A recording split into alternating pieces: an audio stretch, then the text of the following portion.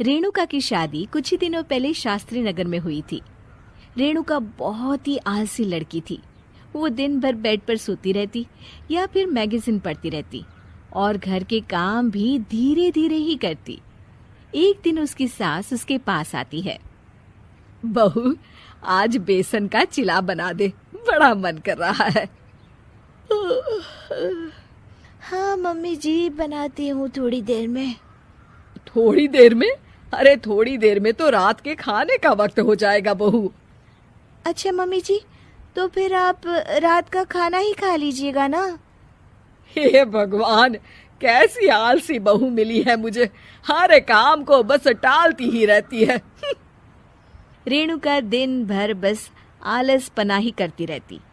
एक बार रात के खाने पर सब बैठे हैं तो रेणुका का पति कहता है, अरे ये क्या, आज फिर से करेला? रेणुका, हफ्ते में तीसरी बार ऐसा हुआ है कि करेला बन रहा है। कुछ भी बना लिया करो। अरे इतनी सारी सब्जी मिलती है मार्केट में। हाँ, पर अब कौन मार्केट जाए और सब्जी लेकर आए, इसलिए जो था घर पर वही बना दिया। बहू, फ्रिज खोल कर देखती तो पता चलता कि सारी सब्जियां रखी होती है। पर तुम्हारा आलसपन खत्म हो तो तुम्हारी नजर जाए ना। विशाल कमरे में आकर रेणुका से पूछता है, रेणुका, मैंने कहा था तुमसे कि मेरे लिए रुमाल ले आना। मेरे सारे रुमाल खराब हो गए हैं। तुम ले आई क्या? आज नहीं गई, कल ले आऊंगी। ओफो, पिछले 4 दिनों से मैं यही सुन रहा हूँ। बिना रुमाल के ऑफिस जाना पड़ रहा है।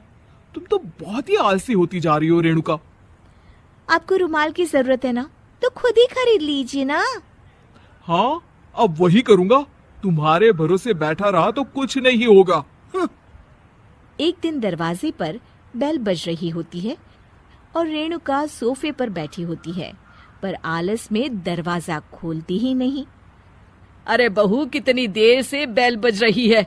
क्या कानों में रुई डालकर बैठी हो जो सुनाई नहीं दे रही बेल? मम्मी जी, अब आप आ ही गई हैं तो आप ही खोल दीजिए ना दरवाजा। क्यों मुझे ताना मारकर और देर कर रही हैं? अरे वाह, उल्टा चोर को तवाल को डांटे। सास दरवाजा खोलती है तो उसकी पड़ोसन दरवाजे पर खड़ी होती है। दरवाजा खोलने में इतनी देर क्यों हो गई? सब सो गए थे क्या? और ये भी कोई वक्त है क्या सोने का? हाँ?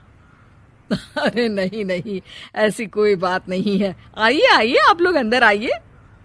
ओफो, इन सबको भी अभी आना था। अब मम्मी जी लगा देंगी मेरी ड्यूटी किचन में। बहू पकोड़े तल दे, बहू चाय बना दे। अरे बहू, सो गई क्या? कब से आवाज दे रही हूँ। जा, चाय बना कर लिया। हाँ मम्मी जी, अभी जाती हूँ थोड़ी देर में। सास रेणुका को आंख दिखाती है। मतलब थोड़ी ही देर लगेगी चाय बनाने में, अभी ले आती हूँ, बस झटपट। रेणुका रसोई में जाती है और इसी आलसीपन में वो चीनी की जगह नमक डाल देती है। जैसे ही सब चाय का घूंट भरते हैं, चाय थूक देते हैं। थू थू थू थू, ये कैसी चाय बनाई है तूने रेणुका? इसमें तो सारा नमक भरा है। हाँ, और ये पकोड़े, इसमें इतनी मिर्च है कि मेरी तो हालत ही खराब हो गई खाकर। और रेणु जी, आपकी खातिरदारी में पहले तो कभी कोई कमी नहीं रहती थी, पर जब से आपकी ये बहू आई है ना, मामला कुछ गड़बड़ा सा गया है। हाँ हाँ, जहाँ आप इतनी एक्टिव है, वहीं आपकी बहू एकदम आलसी, एकदम राम मिलाई जोड़ी लगती है।